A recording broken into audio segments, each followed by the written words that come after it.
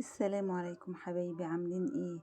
في واحدة بعتتلي بتقولي انا دايما اقوم من النوم جسمي مكسر ومش بعرف اعمل شغل بيتي، ودايما مش قادرة، يعني بقوم من النوم كده دماغي وجعاني مقريفة، ماليش مزاج، ما عنديش شغف لأي حاجة.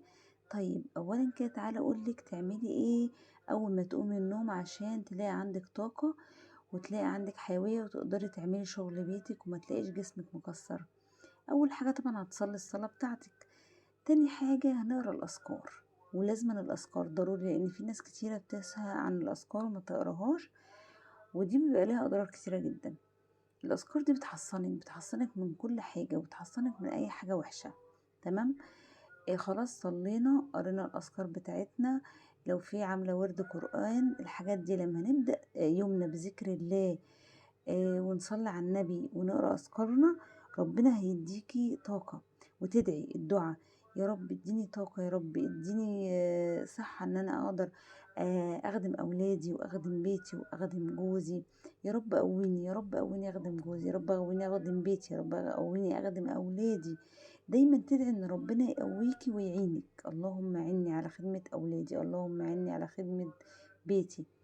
كده دايما ندعي الادعية دي ان احنا ربنا يعيننا. انت لما تدعي كده هتبصي تلاقي نفسك جسمك فك، وهتلاقي نفسك عندك نشاط وعندك حيوية كده. انت تستغربي، لا بس ما تستغربيش ليه، انت طلبتي المعونة من ربنا ودعيتي ربنا وبدأت يومك بالصلاة وبدأت يومك بالأذكار، فهتلاقي كل حاجة في حياتك ميسرة.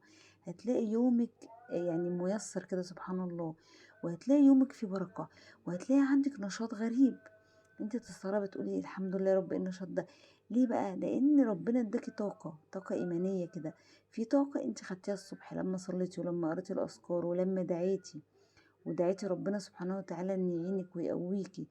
فربنا سبحانه وتعالى رؤوف بعباده، وربنا بيحب ايه؟ العبد اللحوح. يعني نفضل نلح كده في الدعاء، اما نلاقي كده في حاجه عندنا مش مظبوطه لازم نرجع لربنا سبحانه وتعالى. ارجع لنفسي اقول هو انا عملت ايه، هو انا ما عملتش ايه.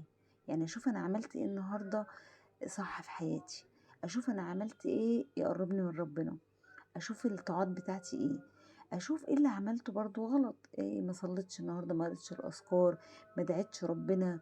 لازم نذكر ربنا كده في يومنا. الا بذكر الله تطمئن القلوب. هتلاقي قلبك كده منشرح لما تبداي يومك بالصلاه وتبداي يومك بالذكر وتبداي يومك بالصلاه على النبي وتبداي يومك بالحاجات الجميله دي.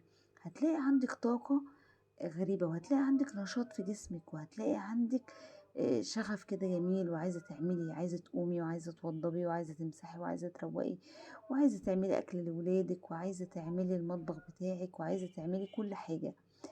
فسبحان الله هو كده لازما لما نقوم من النوم نبدأ يومنا بذكر ربنا، نبدأ يومنا بالصلاة، نبدأ يومنا بحاجات جميلة، ونقول إن شاء الله اليوم ده يبقى حلو، إن شاء الله اليوم ده يبقى خير. حتى لو أنا قايمة من النوم مقريفة وتعبانة وما عنديش شغف، أقول لا إن شاء الله اليوم ده هيبقى حلو، إن شاء الله اليوم ده هيبقى كويس. ليه بقى؟ لأن القدر معلق بالنطق طبعا. فهتبص تلاقي كده ربنا مديكي كده طاقة كده جميلة وحيوية، وهتلاقي عندك نشاط. ليه؟ لان انا بدأت يوم بذكر الله زي ما قلنا.